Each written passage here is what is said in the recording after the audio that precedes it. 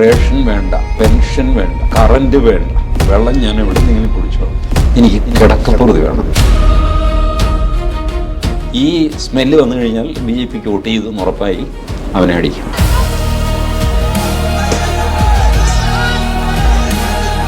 $50 ലക്ഷം നിങ്ങൾ ബിൽഡിംഗ് വാങ്ങിച്ചു കഴിഞ്ഞാൽ 5 ലക്ഷം രൂപയ്ക്ക് ഈ ഗുണ്ടകൾക്ക് വിൽക്കണം. അതല്ലെങ്കിൽ you will be man.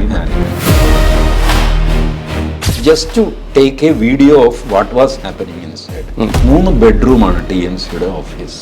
U can imagine the activity which was going on inside that bedroom. And they call it TMC's office. അവരെങ്ങനെ ഇത്ര കറപ്റ്റായി, ഇത്ര വലിയൊരു ഏകാധിപതിയായി പവർ കറപ്റ്റ് ചെയ്തതാണോ? You get liberated by power. മമതയുടെ സത്യവാങ്മൂലം ചോരപ്പുഴ ഒഴുകും അത് തുറക്കാൻ പോയാൽ. ആ പെൺകുട്ടിയെ വെച്ച് ക്യാമ്പയിൻ നടത്തിയ ആളാണ് മമതാ ബാനർജി. പിണറായി വിജയൻ ചെയ്തുകൊണ്ടിരുന്ന പോലെ സകല കേസും സുപ്രീം കോടതിയിൽ എത്തിയിട്ട് സെറ്റിലാവും. നമസ്തേ, പൊളിച്ചെഴുത്തിന്റെ അടുത്ത അധ്യായത്തിലേക്ക് സ്വാഗതം. എനിക്കൊപ്പം ശ്രീ TG മോഹൻദാസ്. സ്വാഗതം. ടീച്ചർ നേരെ ബംഗാളിലേക്ക്. ചരിത്രം പിറന്നിരിക്കുകയാണ് വംഗദേശത്ത്. ആദ്യമായി BJP അവിടെ അധികാരത്തിൽ വരുന്നത് ശ്യാമപ്രസാദ് മുഖർജിയുടെ നാട്ടിൽ. ആദ്യ റിയാക്ഷൻ, ആദ്യ വിലയിരുത്തൽ. 1984 കൽക്കട്ട മുനിസിപ്പാലിറ്റിയിൽ 2 കൗൺസിലർ ജയിച്ചു BJPയുടെ. അവിടെ എന്താ കോർപ്പറേറ്റർ എന്നോ മറ്റാണ് അവർ, ഇനി കൗൺസിലറാണ്. ഈ വാർത്ത അനൗൺസ് ചെയ്തത് ലാൽ കൃഷ്ണ അഡ്വാനിയാണ്. See the importance of Bengal. കാരണം ശ്യാമപ്രസാദ് മുഖർജിയുടെ നാട്ടിൽ നമുക്കൊന്നുമില്ല എന്നുള്ള ഒരു വിഷമം. 1952 ആദ്യത്തെ തെരഞ്ഞെടുപ്പിൽ, ജനസംഘം ഉണ്ടായിക്കഴിഞ്ഞുള്ള ആദ്യത്തെ തെരഞ്ഞെടുപ്പിൽ 2 സീറ്റ് അവിടെ നിന്നുണ്ടായിരുന്നു. ഒന്ന് ശ്യാമപ്രസാദ് മുഖർജി, വേറൊന്ന് ശ്യാമപ്രസാദ് മുഖർജിയുടെ പ്രഭാവം കൊണ്ട് അടുത്ത കോൺസ്റ്റിറ്റ്യുവൻസിൽ ജയിച്ച ഒരാൾ, അയാളുടെ പേര് എനിക്ക് ഓർമ്മയില്ല. അതിനുശേഷം ഡ്രൈ സ്പെല്ലായിരുന്നു. ഇടയ്ക്ക് കുറേ കാലം കഴിഞ്ഞപ്പോൾ തപ്പൻ സിഗ്ദർ എന്നൊക്കെ പറഞ്ഞ് വരികയൊക്കെ ചെയ്തു. അപ്പോൾ അന്ന് ഈ കൽക്കട്ട കംപ്ലീറ്റ് ഹോളി കളിക്കുകയായിരുന്നു BJPക്കാർ. 84 2 കൗൺസിലർ കിട്ടിയത് അത്ര വലിയ സന്തോഷം കുത്തിമറിച്ചിലൊക്കെ ആയിരുന്നു. അവിടുന്ന് പിന്നെ ഒരുപാട് കഷ്ടപ്പാട്, ഒരുപാട് കാര്യങ്ങൾ നോക്കി. കേരളത്തിൽ സ്ട്രഗിൾ ചെയ്യുന്ന പോലെ ഒരുപാടൊക്കെ സ്ട്രഗിൾ ചെയ്തു. അവിടെയും ഈ സംഘർഷം വലിയൊരു പ്രശ്നമായിരുന്നു. കേരളത്തിലിപ്പോൾ ഏകദേശം അത് ഇല്ലയെന്ന് തന്നെ നമുക്ക് പറയാം. ബട്ട് ബംഗാളിൽ അങ്ങനെ ആയിരുന്നില്ല. CPMൻ്റെ ഭരണം പോയി കഴിഞ്ഞപ്പോൾ അടുത്ത ഫാസിസ്റ്റ് ഭരണം തുടങ്ങി മമതാ ബാനർജിയുടെ. അപ്പോൾ അങ്ങനെ ആ കൂടെ വിഷമിച്ചു. And Mamata was a hard nut to crack. ഒന്ന്, അവരൊരു സ്ത്രീയാണ്, അസാമാന്യമായ പെർസെവറൻസ് ഉള്ളവരാണ്. ഏത് ചലഞ്ചും ഒരു ഓപ്പർച്യൂണിറ്റിയാക്കി മാറ്റാൻ കഴിവുള്ളൊരു സ്ത്രീയാണ്.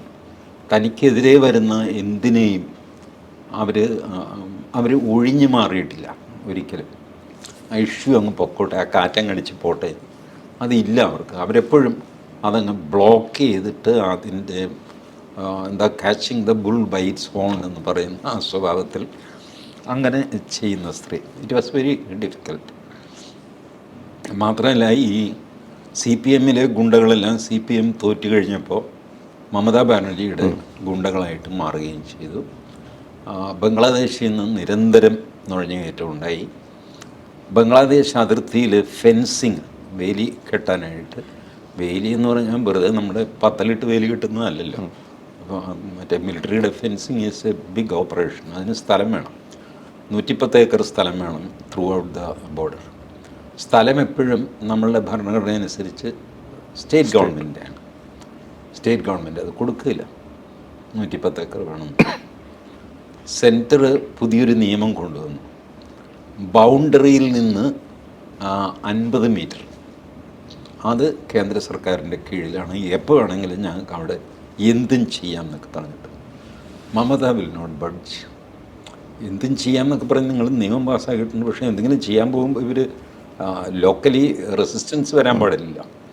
ആ രീതിയിൽ അവർ she became a security threat to the nation, not only to the state, to the nation. അവർ ഈ റോഹിംഗ്യൻ മുസ്ലിങ്ങളെ, ബംഗ്ലാദേശി മുസ്ലിങ്ങളെ കടത്തിവിട്ട് ആ റോഹിംഗ്യൻ മുസ്ലിങ്ങൾ കാശ്മീർ വരെ പോയിട്ട് അവർക്കവിടെ സെറ്റിൽമെൻറ്റ് ഒരുക്കേണ്ടി വന്നു.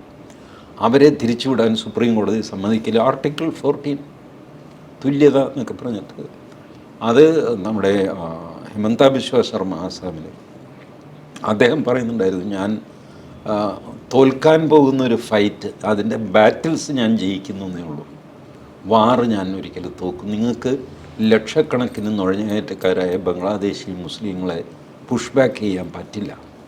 പിന്നെ നിങ്ങളുടെ സുപ്രീം കോടതി നിങ്ങളുടെ ആർട്ടിക്കിൾ 14 നമുക്ക് പറഞ്ഞിട്ട് ചെയ്യാൻ പറ്റില്ല. അത് ഒരു ദിവസം ഞാൻ തോക്കും. എനിക്ക് മുമ്പുള്ളവരൊക്കെ അതാണ് ചെയ്തിരിക്കുന്നത്. പോസ്റ്റ്പോണിങ് ദ ഇന്നെവിറ്റബിൾ, ഇതാണ് ചെയ്തുകൊണ്ടിരിക്കുന്നത്. അപ്പോൾ ഇതേ രീതിയിൽ ഡേഞ്ചറസ് ആയിട്ട് പോവുകയായിരുന്നു മമത. സോ BJP ഡിസൈഡ് ഇത്തവണ എങ്ങനെയും അത് പിടിക്കണം, അല്ലെങ്കിൽ ബംഗാൾ ഭാരതത്തിൻ്റെ ഭാഗമാണെന്നുള്ളത് തന്നെ നമുക്ക് മറക്കാം എന്നുള്ള സ്ഥിതി. ജനങ്ങൾക്ക് വോട്ട് ചെയ്യാൻ അവസരം കിട്ടിയാൽ അവർ മമതയെ താഴെ ഇറക്കും, പക്ഷെ വോട്ട് ചെയ്യാൻ ഇവർ സമ്മതിക്കില്ല. ഞാൻ 80s അവിടെ ഉണ്ടായിരുന്ന കാലത്ത് അന്ന് CPM ആണ്. അപ്പോൾ എൻ്റെ കൂടെ മലയാളികളായ 10-14 പേരുണ്ട്.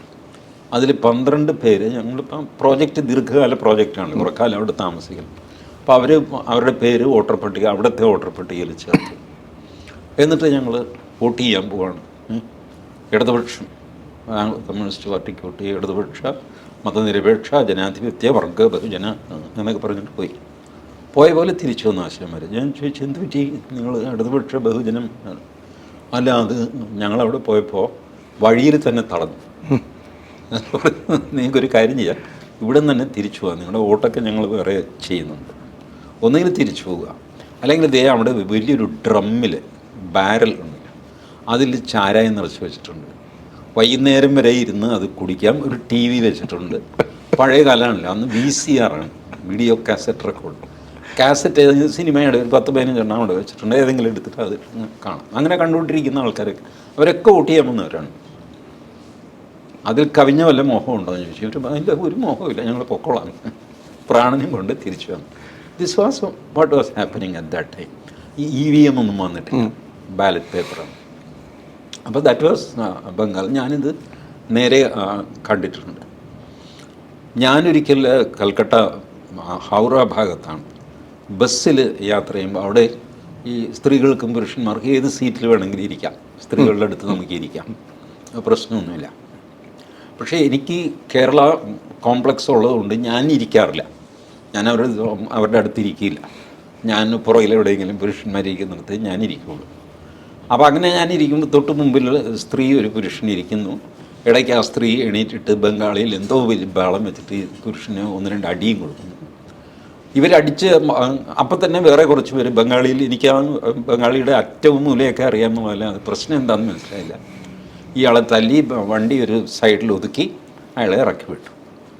പിന്നെ ഞാൻ ഒരാളിനോട് ചോദിച്ചു, എന്താ പറ്റി?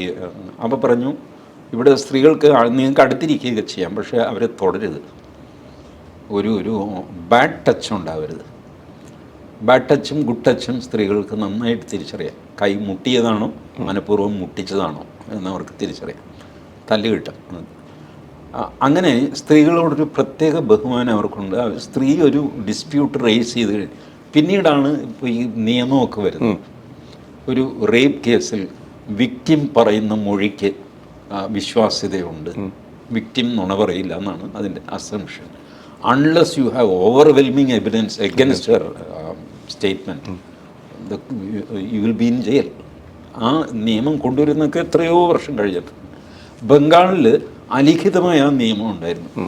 ഒരു സ്ത്രീ ഇയാൾ ബാഡ് ടച്ച് നടത്തി എന്ന് പറഞ്ഞാൽ നടത്തി, പിന്നെ ചോദ്യം വിസ്താരമൊന്നുമില്ല, അടികിട്ടും. ഇൻസ്റ്റൻറ്റ് ജസ്റ്റിസ് ആയിരുന്നു. അപ്പോൾ ജ്യോതിബാസു CPMൻ്റെ കാലത്ത് പോലും സ്ത്രീകൾക്ക് ഈ ഒരു ഇതുണ്ടായിരുന്നു. ബലാത്സംഗം ചെയ്യപ്പെട്ട ഒരു പെൺകുട്ടി ജ്യോതിബാസുവിൻ്റെ അടുത്ത് പരാതി പറയാൻ പോവുകയും കേസ് രജിസ്റ്റർ ചെയ്യുന്നില്ല, FIR ഇടുന്നില്ല. ജ്യോതിബാസു ഇവരെ ഗെറ്റ് ഔട്ട് അടിച്ചു. ആ പെൺകുട്ടിയെ വെച്ച് അന്ന് മമതാ ബാനർജി കോൺഗ്രസ്സിലാണ്, അവരെ വെച്ച് ക്യാമ്പയിൻ നടത്തിയ ആളാണ് മമതാ ബാനർജി. ഉശിരൻ, കോൺഗ്രസിൻ്റെ ഉശിരൻ നേതാവായിരുന്നു. അവർ കാലം കുറെ കഴിഞ്ഞപ്പോൾ RG കർ മെഡിക്കൽ കോളേജിൽ അതിലും ദയനീയമായിട്ട് ബലാത്സംഗം ചെയ്യപ്പെട്ട ആ കുട്ടിയുടെ അതിൻ്റെ പെർപ്പട്രേഴ്സിനെ സംരക്ഷിക്കാനായിട്ട് വേണ്ടാത്ത കളികളെല്ലാം കളിച്ചു. ഹൈക്കോടതി അത് ചലഞ്ച് ചെയ്യുക, സുപ്രീം കോടതിയിൽ പോവുക. ഇവിടെ പിണറായി വിജയൻ ചെയ്തുകൊണ്ടിരുന്ന പോലെ സകല കേസും സുപ്രീം കോടതിയിൽ എത്തിയിട്ടേ സെറ്റിലാവുള്ളൂ. പിണറായി ചീള് കേസ്, ചുമ്മാ പഴത്തിൽ കേസ് വരെ പിണറായി വിജയൻ സുപ്രീം കോടതി വരെ പോകുമായിരുന്നു. വലിയൊരു വ്യവഹാരിയായ കാരണവരായിരുന്നു. മമതയും അതുപോലെ ചെയ്തു. അതിൻ്റെ ആളുകൾ അന്തം വിട്ടുപോയി. സന്ദേശ് ഖാലിയിൽ അത് കൂട്ടബലാത്സംഗമായിരുന്നു. പക്ഷേ സന്ദേശ് ഖാലി അവരെങ്ങനെയൊക്കെ മറികടന്നു കഴിഞ്ഞ തെരഞ്ഞെടുപ്പിൽ. അതും ഈ പറഞ്ഞ പോലെയാണ്, വോട്ട് ചെയ്യാൻ സമ്മതിക്കില്ല. ബൂത്തിൽ പോയാലേ വോട്ട് ചെയ്യാൻ പറ്റുള്ളൂ. അപ്പോൾ ഇത്തവണ വോട്ട് ചെയ്യാനുള്ള സൗകര്യം ഇലക്ഷൻ കമ്മീഷൻ, ഇമാജിൻ 2.5 ലക്ഷം 2.4 lakhs കേന്ദ്രസേനയാണ് ബംഗാളിൽ. CRPF, BF, ഇപ്പോൾ CAPF എന്ന് പറയുന്ന ഏർപ്പാട്. അതെ, ഓരോ ട്രാൻസ്ഫോർമറിനും ആൾ കാവലാണ്. കാരണം ഇവർ ട്രാൻസ്ഫോർമർ പൊട്ടിച്ച് കളഞ്ഞിട്ട് പോളിംഗ് ഇല്ലാതെയാക്കുക. ഈ ഓരോ പോളിംഗ് ബൂത്തിലും 2 ജനറേറ്റർ, ഒരു മെയിൻ ജനറേറ്റർ, ഒരെണ്ണം stand by. And election commission പറഞ്ഞു, ഞങ്ങൾ വെസ്റ്റ് ബംഗാളിൻ്റെ ഇലക്ട്രിസിറ്റിയെ എടുക്കുന്നില്ല, ജനറേറ്ററിൽ തന്നെ ഓടിച്ചോളാം, കാരണം അതെപ്പോൾ പോകുന്നറിയില്ല. സെൻട്രൽ പോലീസ് കാവൽ നിൽക്കുന്നുണ്ടെങ്കിൽ പോലും ട്രാൻസ്ഫോർമർ പൊട്ടിക്കാൻ ദൂരെ നിന്ന് എന്തെങ്കിലും എറിഞ്ഞിട്ടൊക്കെ. So it's not dependable. ഇത്ര വലിയ പ്രശ്നം. അത് കഴിഞ്ഞിട്ട് ഇതിൽ നമ്മുടെ ബാലറ്റ് യൂണിറ്റിൽ ഒരു തുള്ളി ഇത് പെർഫ്യൂം, അത്തർ എന്തെങ്കിലും, അത് BJPയുടെ ഇതിലാണ്. ഇപ്പോൾ BJPക്ക് വോട്ട് ചെയ്ത് കഴിഞ്ഞാൽ ഞാൻ പുറത്തിറങ്ങുമ്പോൾ എൻ്റെ വിരൽ മണക്കണമെന്ന് പോലുമില്ല. നല്ല പഞ്ചൻ സ്മെല്ലുള്ള ഇതുണ്ടല്ലോ, അത്രയൊക്കെ ഉണ്ടല്ലോ ശരീരത്ത്. എവിടെയെങ്കിലും ഒരു തുള്ളി വീണ് കഴിഞ്ഞാൽ നമ്മൾ നടന്നു പോകുമ്പോൾ കാറ്റടിക്കുമ്പോൾ ആ ഗന്ധം വരും. അങ്ങനത്തെ സാധനം. ഇപ്പോൾ BJPക്ക് വോട്ട് ചെയ്ത് പുറത്തിറങ്ങി കഴിഞ്ഞാൽ ഈ സ്മെല്ല് വന്നു കഴിഞ്ഞാൽ BJPക്ക് വോട്ട് ചെയ്തെന്ന് ഉറപ്പായി അവനെ അടിക്കും, അവൻ്റെ വീട്ടുകാരെയൊക്കെ അടിക്കും. ഇതായിരുന്നു. ഞാൻ ഈ തെരഞ്ഞെടുപ്പിൽ ബംഗാൾ നോക്കിക്കൊണ്ടിരുന്നപ്പോൾ വളരെ വയസ്സായൊരു സ്ത്രീ, 54 വയസ്സുള്ള സ്ത്രീ, അവരെ 2 പേര് താങ്ങിയാണ് ബൂത്തിൽ നിന്ന് പുറത്തേക്ക് കൊണ്ടുവരുന്നു. TV-കാർ അവരോട് ചോദിച്ചു, എന്തിനാ ഇത്ര ബുദ്ധിമുട്ടി ഇവിടം വരെ വന്നത്? അപ്പോൾ അവർ പറഞ്ഞു, എനിക്ക് ശാന്തി ചായേ, സമാധാനം വേണം, റേഷൻ വേണ്ട, പെൻഷൻ വേണ്ട, കറൻറ്റ് വേണ്ട, വെള്ളം ഞാൻ എവിടെ നിന്നെങ്കിലും കുടിച്ചോളാം, എനിക്ക് കിടക്കപ്പുറത്ത് വേണം. 4 വശത്തും ഡെയിലി അക്രമമാണ്. ഒന്നല്ലെങ്കിൽ ഒരു ബിൽഡിങ് വയ്ക്കുക. 50 ലക്ഷം രൂപയ്ക്ക് നിങ്ങൾ ബിൽഡിങ് വാങ്ങിച്ചു കഴിഞ്ഞാൽ 5 ലക്ഷം രൂപയ്ക്ക് ഈ ഗുണ്ടകൾക്ക് വിൽക്കണം. അതല്ലെങ്കിൽ you will be man handle. ഇങ്ങനെ എന്നിട്ട് അത് TMC ഓഫീസിൽ നിന്ന് ബോർഡും വയ്ക്കും. ഇപ്പോൾ തെരഞ്ഞെടുപ്പ് കഴിഞ്ഞ് BJP ജയിച്ചു കഴിഞ്ഞപ്പോൾ 2 TMC ഓഫീസുകൾ BJPക്കാർ തല്ലി തുറന്നു, ചവിട്ടി തുറന്നു. വാതിൽ മാത്രമാണ്, ജനലൊന്നും തല്ലിപ്പൊട്ടിച്ചില്ല. Just to take a video of what was happening inside. 3 ബെഡ്റൂമാണ് TMCയുടെ ഓഫീസ്. ഒരു ചെറിയ ഡ്രോയിങ് റൂം, അതിൻ്റെ 2 സൈഡിലും നേരെ പുറകിലുമായിട്ട് 3 ബെഡ്റൂം. ഈ 3 ബെഡ്റൂം തുറന്നു കിടക്കും. U can imagine the activity which was going on inside that bedroom. And they call it TMC's office.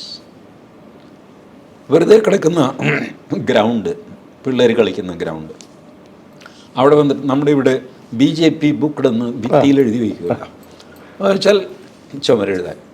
ഇവർ ഗ്രൗണ്ട് അങ്ങ് ബുക്ക് ചെയ്താൽ പിന്നെ അത് TMCയുടെ ആണ് ആ ഗ്രൗണ്ട്. 2 തകരപ്പാട്ട കൊണ്ടുവന്ന് 2 കുറ്റിയൊക്കെ തറച്ചിട്ട് അവരുടെ ഗ്രൗണ്ട് TMC ഓഫീസ് എഴുതി, അതായത് TMC ഗ്രൗണ്ട് ഇങ്ങനെ എഴുതി. 2 അമ്പലങ്ങൾ, അതിൻ്റെ വീഡിയോ യൂട്യൂബിലുണ്ട്. ഹൈക്കോടതി പറഞ്ഞു അത് തുറന്നു കൊടുക്കുമെന്ന് പറഞ്ഞിട്ട് it's their property, open it. Mamata തുറന്നില്ല. മമതയുടെ സത്യവാങ്മൂലം ചോരപ്പുഴ ഒഴുകും അത് തുറക്കാൻ പോയാലെന്നാണ്. ഹൈക്കോടതി പറഞ്ഞു ചോരപ്പുഴ ഒഴുകുന്നെങ്കിൽ അത് കൺട്രോൾ ചെയ്യാനാണ് നിങ്ങൾ ചീഫ് മിനിസ്റ്ററായിട്ടിരിക്കുന്നത്, ഡു ദാറ്റ്. ചെയ്തില്ല.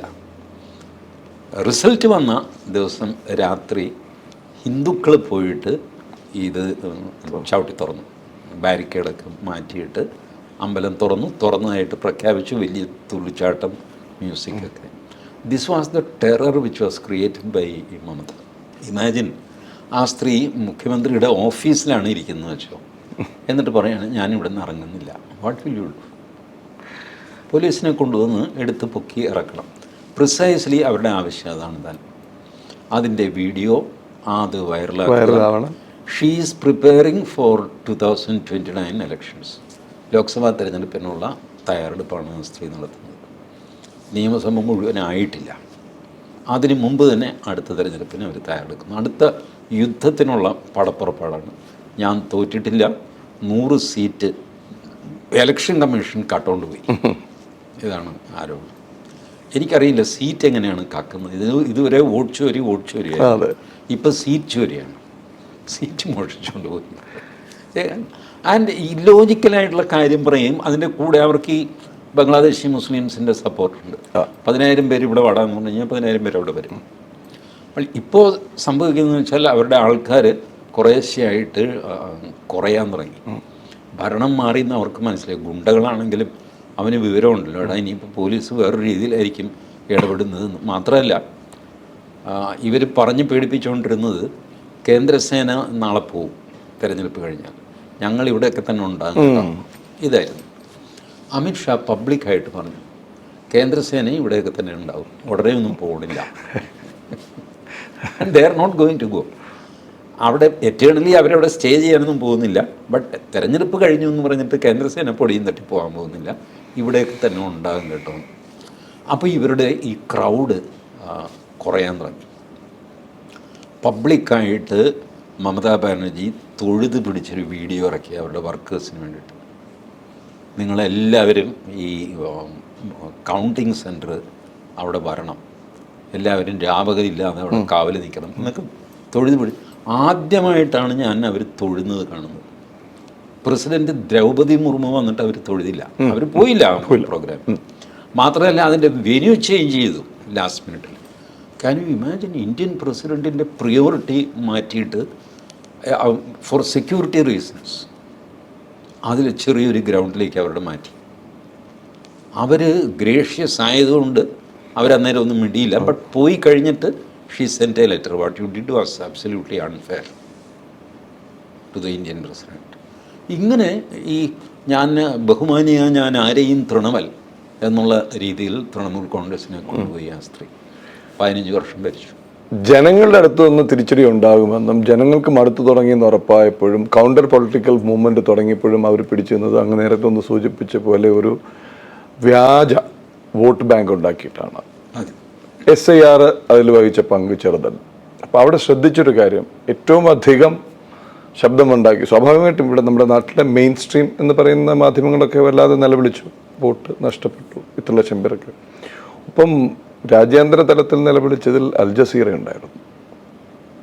9 മില്യൺ വോട്ട്സ് എടുത്തു കളഞ്ഞു വരുന്നത്.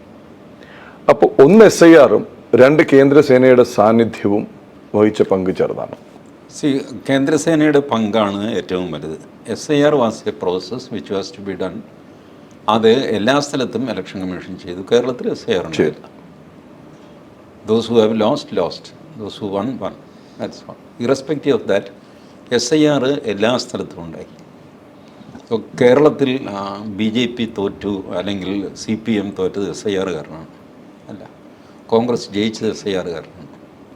ഈ ഇലക്ഷൻ കമ്മീഷൻ്റെ നിഷ്പക്ഷതയെ ചോദ്യം ചെയ്യുകയാണെങ്കിൽ അങ്ങനെ ചോദ്യം ചെയ്യുന്നവർ ഈ റിസൾട്ടിനെ എക്സ്പ്ലെയിൻ ചെയ്യണം. What happen in Tamil Nadu?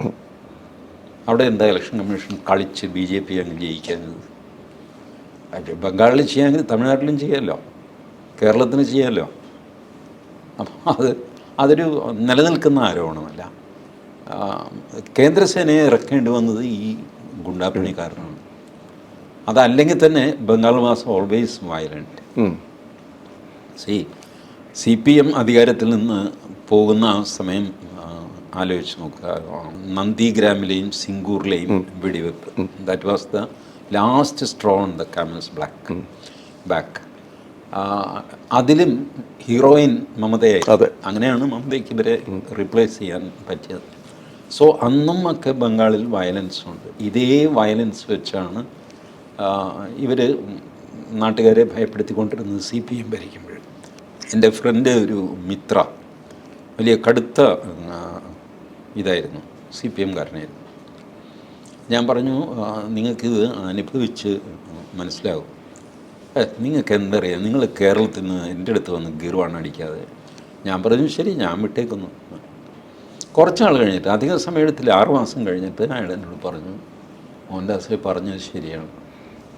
ഇയാളുടെ അച്ഛൻ, ഇവരുടെയൊക്കെ കയ്യിൽ കുറേ ഭൂമിയുണ്ട്, പാടമുണ്ട്. അപ്പോൾ പാടത്തിൻ്റെ നടുക്ക് കൂടെ റെയിൽവേ ലൈൻ പോകുന്നു. അപ്പോൾ അച്ഛൻ പറഞ്ഞു, റെയിൽവേ ലൈന് വേണ്ടിയിട്ടല്ലേ ഫ്രീ ആയിട്ടങ്ങ് സറണ്ടർ ചെയ്യും നമ്മുടെ പാടം. അവർക്ക് വേറെയും പാടമുണ്ട്, സാമാന്യം കഴിഞ്ഞുകൂടാൻ ഗതിയാണ്. സറണ്ടർ ചെയ്ത് റെയിൽവേ അവിടെ ഈ നമ്മുടെ പാടത്തൂടെ റെയിൽവേ പോകുമ്പോൾ കണ്ട ഒരു റേസ്ഡ് പ്ലാറ്റ്ഫോം, എംബാങ്ക്മെൻറ്റ്, ഇംഗ്ലീഷിൽ എംബാങ്ക്മെൻറ്റ് എന്ന് പറയും, മലയാളത്തിൽ വരമ്പ്, നല്ല വീതിയുള്ള ഒരു ഉറപ്പുള്ള വരമ്പുണ്ടാക്കും. ഈ വരമ്പുണ്ടാക്കി സ്റ്റെപ്പ് ബൈ സ്റ്റെപ്പായിട്ടാണ് റെയിൽവേയുടെ, കുറച്ച് സ്ലോയുമാണ് റെയിൽവേ. ഈ വരമ്പിന് നല്ല വീതിയുണ്ട്, അത്യാവശ്യം ഒരു കുടിൽ കെട്ടാം, 1-2 കുടിലൊക്കെ കെട്ടാം. 1.5 കിലോമീറ്റർ ദൂരത്തിൽ ഈ എംബാങ്ക്മെൻറ്റിൽ കയറി ബംഗ്ലാദേശിലെ റെഫ്യൂജീസ് അങ്ങ് താമസിച്ചു. എൻ്റെ സ്നേഹിതൻ മിത്രയ്ക്ക് ഒന്നും ചെയ്യാൻ പറ്റിയില്ല. കാണെ അവർക്ക് റേഷൻ കാർഡ് കൊടുത്തു. അന്ന് ഇലക്ഷൻ ID കാർഡില്ല, ആധാർ കാർഡില്ല, ആകെ ഒരു ഐഡൻറ്റിറ്റി കാർഡ് അന്ന് ചോദിക്കാറില്ല. ഞാൻ ഭാരതം മൊത്തം ഒരു ID കാർഡും ഇല്ലാതെ ഞാനൊരു ഹോട്ടലിൽ പോയിട്ട് എനിക്ക് മുറി വേണം, എൻ്റെ പേര് മോഹൻദാസ്, കഴിഞ്ഞു. ആ രജിസ്റ്റർ ഞാൻ മോഹൻദാസ് എന്ന് എഴുതിയാൽ ഞാൻ മോഹൻദാസാണ്. ദാറ്റ് വാസ്, വേറെ ഐഡൻറ്റിറ്റി ഒന്നുമില്ല. അപ്പോൾ ഈ പറഞ്ഞ പോലെ അവർക്ക് ഈ റേഷൻ കാർഡും ഒക്കെ കൊടുത്തു. മിത്രയ്ക്ക് ഒന്നും ചെയ്യാൻ പറ്റിയില്ല. മിത്ര തോട്ട് അയാൾ മാർക്സിസ്റ്റ് പാർട്ടിയാണ്, അയാൾക്ക് എന്തെങ്കിലും സ്വാധീനമാണ്. Nothing doing. പാർട്ടിയിൽ പോയി പറഞ്ഞിട്ട് ആരും മൈൻഡ് ചെയ്തില്ല. കാരണം മിത്രയും മിത്രയുടെ ഫാമിലിയും കൂടെ ചേർന്നിട്ട് മാക്സിമം കിട്ടാവുന്ന വോട്ട് 7ആണ്. ഈ വന്ന് താമസിച്ചിരിക്കുന്ന ആൾക്കാർ 36,000 പേര് മറ്റുണ്ട്. 1.5 കിലോമീറ്റർ നീളത്തിൽ എംബാങ്ക്മെൻറ്റിൽ അങ്ങനെ മൂത്ത പോലെ കയറി താമസിച്ചു. റെയിൽവേ വന്നില്ല. അച്ഛൻ വിചാരിച്ചതാണ് നമ്മുടെ ഇവിടെ റെയിൽവേ, അതുകൊണ്ട് ഫ്രീ സറണ്ടർ 10 പൈസ വാങ്ങാതെ ഗവൺമെൻറ്റിന് കൊടുത്തതാണ്. ബംഗ്ലാദേശികൾ കൊണ്ടുപോയി. മിത്ര എന്നോട് കൺഫ്യൂസ് ചെയ്തു privately, what you said was wrong, ഇവിടെ നടക്കുന്നത് ഭീകരമാണ്. അപ്പോൾ അന്ന് മുതൽ 80s മുതൽ അവിടെ പോകുന്നവർക്ക് ചിത്രം വളരെ വ്യക്തമായിരുന്നു. ബംഗ്ലാദേശികൾ ഇങ്ങനെ വന്നുകൊണ്ടേയിരിക്കുകയാണ്, ആരും തടയാനില്ല. CPM തടഞ്ഞില്ല, TMCയും തടഞ്ഞില്ല. ഇനി ഇപ്പോൾ BJP സർക്കാരിന് എത്ര കണ്ടത് തടയാൻ പറ്റും? തിരിച്ചുവിടുന്നതോ പോട്ടെ, ഇനി വരാതെയെങ്കിലും നോക്കാൻ അവർക്ക് പറ്റുമോ? I am still not hopeful. അത്രയ്ക്കാണ് ഇൻഫിൽട്രേഷൻ. കാരണം ഈ റോഡ് വഴി ഇതിലേക്ക് വരാമോ അതിലേക്ക് വരും. അതുകൊണ്ടാണ് ഫെൻസിങ് ഇമ്പോർട്ടൻ്റ് ആകുന്നത്. ഫെൻസിങ് അതൊരു ഹെർക്കൂലിയൻ ടാസ്ക്കാണ്. ഐ തിങ്ക് അറൗണ്ട് അതിഭയങ്കരമായ അതിൻ്റെ ഡാറ്റ എൻ്റെ കയ്യിലുണ്ടായിരുന്നു. അവർ ബോർഡർ വിത്ത് ബംഗ്ലാദേശ്, ഒരു കോംപ്ലിക്കേറ്റഡ് ഇങ്ങനെ വളഞ്ഞ് കിടക്കുന്ന ബോർഡറാണ്. അപ്പോൾ ടോട്ടൽ നോക്കിക്കഴിഞ്ഞാൽ 600 കിലോമീറ്റർ കാണുള്ളൂ. ബട്ട് ഫെൻസിങ് നിങ്ങൾ ചെയ്ത് വരുമ്പോഴത്തേക്ക് 4000 കിലോമീറ്റർ ആകും. മാത്രമല്ല അങ്ങനത്തെ ടെറൈൻ, തോട്, കുഴി, കായൽ, അത് ഇതൊക്കെ ആയിട്ട് ഇങ്ങനെ വളരെ ബുദ്ധിമുട്ട് പിടിച്ച ടെറൈനാണ്. അപ്പോൾ അത് ഫെൻസ് ചെയ്യുക, ഇവിടെ വന്ന ആൾക്കാരെ ഐഡൻറ്റിഫൈ ചെയ്തിട്ട് പുറത്തുവിടുക, അവർ സുപ്രീം കോടതിയിൽ കൊടുക്കുന്ന പൊതുതാൽപര്യ ഹർജികൾ ഫൈറ്റ് ചെയ്യുക. സുപ്രീം കോടതിക്കാണെങ്കിൽ അവർക്ക് പിന്നെ എന്തും അവരാണിപ്പോൾ തീരുമാനിക്കുന്നത്. Half of the administration is being run by supreme court. ലെജിസ്ലേച്ചറിന് വലിയ വിലയൊന്നുമില്ല. സുപ്രീം കോടതി വിചാരിക്കുന്നത് ഞങ്ങളാണ് സുപ്രീം. പിന്നെ പ്രധാനമന്ത്രി അത് ഇതെന്ന് പറഞ്ഞാൽ കുറച്ച് പേരവിടെ ഇരിപ്പുണ്ട്, ബട്ട് ഞങ്ങൾ തീരുമാനിക്കും. അങ്ങനെയല്ലേ ജസ്റ്റിസ് പ്രദീപല തമിഴ്നാട്ടിലെ ഓർഡിനൻസ് എല്ലാം പാസ്സായതായിട്ട് പുള്ളി അങ്ങ് പ്രഖ്യാപിച്ചു. ഡൽഹിയിൽ സ്റ്റാലിൻ്റെ ordinance, we hereby declare the ordinance is passed. 80s fire brand leader ഒടുവിൽ കോൺഗ്രസ്സിന് ശൗര്യം പോരാ. ബംഗാളിലെ കോൺഗ്രസ് CPM നേരിടുന്നത് ശരിയല്ല, അല്ലെങ്കിൽ CPM-നെ വേണ്ട കരുത്തോടെ എതിരിടുന്നില്ല അന്നത്തെ ജ്യോതി ബസു സർക്കാരിനെ. സർക്കാരിൻ്റെ ഒരു പിണിയാള് പോലെ പ്രവർത്തിക്കുന്നു. ഇങ്ങനെ കുറേ ആരോപണങ്ങൾ ഉന്നയിച്ചാണ് മമതാ ബാനർജി പുറത്തു പോകുന്നത്. ഓഫ് കോഴ്സ് അവർക്ക് എനിക്കൊണ്ട് PCC അധ്യക്ഷ സ്ഥാനവും അന്ന് നിഷേധിച്ചിരുന്നു തോന്നുന്നു, പ്രിയരഞ്ജൻ ദാസ് മുൻഷിയുടെ ഒക്കെ കാലത്ത്. അങ്ങനെ പുറത്തുപോയി തൃണമൂലാഗ്രം മുതൽ പണിത് കൊണ്ടുപോകുന്നതാണ് തൃണമൂൽ കോൺഗ്രസ്, ആദർശത്തിൻ്റെ ആൾരൂപം. ഒരുപക്ഷെ പാവങ്ങളിലേക്ക് ആൻ്റണി എന്നൊക്കെ പറയാവുന്ന അതിനേക്കാൾ ഫയർ ബ്രാൻഡായിട്ടുള്ള മമതാ ബാനർജി അന്ന് ഞാൻ കണ്ടിട്ടുണ്ട്, വീട്ടിൽ പോയി കണ്ടിട്ടുണ്ട്. ചെറിയൊരു ചോളിൽ അവരെങ്ങനെ ഇത്ര കറപ്റ്റായി, ഇത്ര വലിയൊരു ഏകാധിപതിയായി, അഭിഷേക് ബാനർജിക്കും ബന്ധുക്കൾക്കും വേണ്ടി മാത്രം ധനസമ്പാദനത്തിന് എന്തും കണ്ണടച്ചു കൊടുക്കുന്ന ആളായി മാറി പവർ കറപ്റ്റ് ചെയ്തതാണോ ഇവരെ? അതെ, പവർ കറപ്റ്റ് ചെയ്യും. അബ്സല്യൂട്ട് പവർ അബ്സല്യൂട്ടായിട്ട് കറപ്റ്റ് ചെയ്യും, ഒരു സംശയമില്ല. അപ്പോൾ ലോക ചരിത്രം മുഴുവൻ എടുത്ത് നോക്കുക, whoso ever has got power, absolute power, അത് കറപ്റ്റാവും. അതിന് ഐഡിയോളജിക്കൽ എലമെൻറ്റ്സ് പോകും, ഐഡിയലിസം ഇല്ലാതെ പോകും, സുഖലോലുപത വരും, താൻപോരിമ വരും, ഞാൻ ആണ് എല്ലാം എന്ന് തോന്നും. അങ്ങനെ തോന്നും, അതാണ് അതിൻ്റെ സ്വഭാവം. പവർ ഒരു ലഹരിയും കൂടെയാണല്ലോ അധികാരം. അപ്പോൾ അത് ലഹരിയുടെ ഒരു സ്വഭാവം, നിങ്ങൾക്ക് അതിൻ്റെ ക്വാണ്ടിറ്റി കൂട്ടി കൊണ്ടുവരേണ്ടി വരും. ഇന്ന് കുടിച്ച കള്ള് നാളെ അത് തികയില്ല, കുറെ കൂടെ വേണം, മറ്റന്നാളെ അതിൽ കൂടുതൽ വേണം, പിന്നെ അങ്ങനെ കുടി തന്നെയാണ് ജന്മം എന്നുള്ള സ്ഥിതിയിൽ വരും. ഇതുപോലെയാണ് power. You get inebriated by power and invariably you make mistakes, you become cruel. Otherwise ഈ നമ്മുടെ രാജഭരണകാലത്ത് നോക്കിയിട്ടുണ്ടോ, വിദൂഷകനെ വയ്ക്കും. വിദൂഷകന് ഇമ്മ്യൂണിറ്റി ഉണ്ട്. അയാളുടെ ജോലി തന്നെ അയാളുടെ ഡെവിൾസ് അഡ്വക്കേറ്റാണ്. രാജാവ് പറയുന്നതിനൊക്കെ എതിർത്ത് പറയുക, കളിയാക്കുക, രാജാവിനെ പരിഹസിക്കുക എല്ലാവരുടെയും മുമ്പിൽ. രാജസദസ്സിൽ വലിയ യോഗ്യന്മാരൊക്കെ ഉണ്ട്, അത്രയും യോഗ്യന്മാരുടെ മുമ്പിൽ വെച്ച് രാജാവിനെ ഇയാൾ പരിഹസിക്കും. സകല പോളിസിയും ഇയാൾ എതിർക്കും. ഇങ്ങനെ ഈ ജോലി ചെയ്യുന്നതിന് അയാൾക്ക് ശമ്പളവും കിട്ടും. അയാളെ ഉപദ്രവിക്കാൻ പാടില്ല, വിദൂഷകന് ശിക്ഷയില്ല. ഈ സിസ്റ്റം ഉണ്ടായെന്ന് വെച്ച് കഴിഞ്ഞാൽ രാജാവും കറപ്റ്റാവും. രാജാവിനെ അഡ്വൈസ് ചെയ്യാനാണ് ഈ പണ്ഡിത സദസ്സ്. ബട്ട് പണ്ഡിത സദസ്സ് പേടിച്ചിട്ട് കറക്റ്റ് അഡ്വൈസ് കൊടുക്കില്ല. അപ്പോൾ പിന്നെ ഇതിന് സൊല്യൂഷൻ എന്താ? ഇമ്മ്യൂണിറ്റിയുള്ള ഒരുത്തനെ വയ്ക്കുക, നല്ല ബുദ്ധിയുള്ളവൻ, എല്ലാം അറിയുന്നവൻ. അവന് ഇമ്മ്യൂണിറ്റിയും കൊടുത്തിട്ട് ഒരു കാരണവശാലും രാജാവിനെ പുകഴ്ത്തരുത്, എല്ലാത്തിനെയും എതിർക്കണം.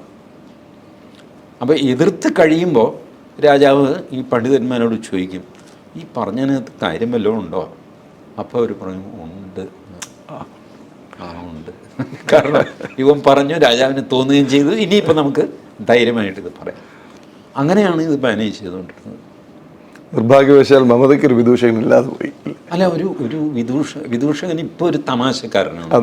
മലയാളികൾ ഉപയോഗിച്ച് അതിൻ്റെ അർത്ഥം മാറിപ്പോയതാണ്. വിദൂഷകൻ ഈ ഒരു ശരിക്കും പറഞ്ഞാൽ ഡെവിൾസ് അഡ്വക്കേറ്റ്. പോപ്പിനെ തിരഞ്ഞെടുക്കുമ്പോൾ ഒരു ഡെവിൾസ് അഡ്വക്കേറ്റ് ആണല്ലോ. ഏത് പോപ്പിനെ തിരഞ്ഞെടുക്കുമ്പോൾ ഒരു ദാറ്റ് സിസ്റ്റം. ഏത് പോപ്പിനെ നിങ്ങൾ തിരഞ്ഞെടുക്കാൻ പോകുമ്പോഴും ആ പോപ്പ് തല്ലിപ്പൊളിയാണ്, അയാൾക്ക് ഇന്ന മാതിരി കുറ്റമുണ്ട്, കുറവുണ്ട്, അതുണ്ട് എന്ന് പറഞ്ഞിട്ട് ഒരു ഡെവിൾസ് അഡ്വക്കേറ്റ് വാദിക്കും. ഈ വാദങ്ങൾ മുഴുവൻ സക്സസ്ഫുള്ളി ഖണ്ഡിച്ചാൽ മാത്രമേ ഈ പോപ്പ് സെലക്ട് ചെയ്തു എന്ന് പറഞ്ഞിട്ട് വെള്ളപ്പുക വരുള്ളൂ. അതല്ലാതെ പറ്റില്ല. അപ്പോൾ അതിന് ശമ്പളം കൊടുത്തൊരു ഡെവിൾസ് അഡ്വക്കേറ്റിനെ വയ്ക്കുകയാണ്. You oppose the proposition. ഈ ബിഷപ്പ് പറ്റില്ല, ഈ ബിഷപ്പ് പറ്റില്ല, ഈ ബിഷപ്പ് പറ്റില്ല. അവസാനം ഡെവിൾസ് അഡ്വക്കേറ്റും കൂടെ തോൽക്കുന്ന ഒരാൾ വരുമ്പോൾ ഈ ബിഷപ്പ് യോഗ്യനാണ്, ഇയാളെ പോപ്പാക്കാൻ തീരുമാനിക്കും. അത് that was the older version of നമ്മുടെ ഈ വിദൂഷകൻ്റെ തന്നെ ആ ഒരു കാര്യം. അത് പക്ഷേ അവർ ഈ ഒരു ചെറിയ കാര്യത്തിന് വേണ്ടി ഉപയോഗിച്ചു. അത് കഴിയുമ്പോൾ പിന്നെ ഡെവിൾസ് അഡ്വക്കേറ്റിന് ജോലിയൊന്നുമില്ല. വിദൂഷകൻ അങ്ങനെയല്ല, പെർമനൻ്റ്ലി എംപ്ലോയിഡാണ്, ശമ്പളം കൊടുത്ത് വെച്ചിരിക്കുകയാണ് വിമർശിക്കാൻ. That is an example for everybody. Even ഡെമോക്രസിയിലും അത് ചെയ്യാവുന്നതാണ്. ബട്ട് ആരും അത് ചെയ്യില്ല. Thank you so much. പൊളിച്ചെഴുത്തിൻ്റെ ഈ അധ്യായം ഇവിടെ സമാപിക്കുന്നു. അടുത്ത ആഴ്ച വീണ്ടും കാണാം.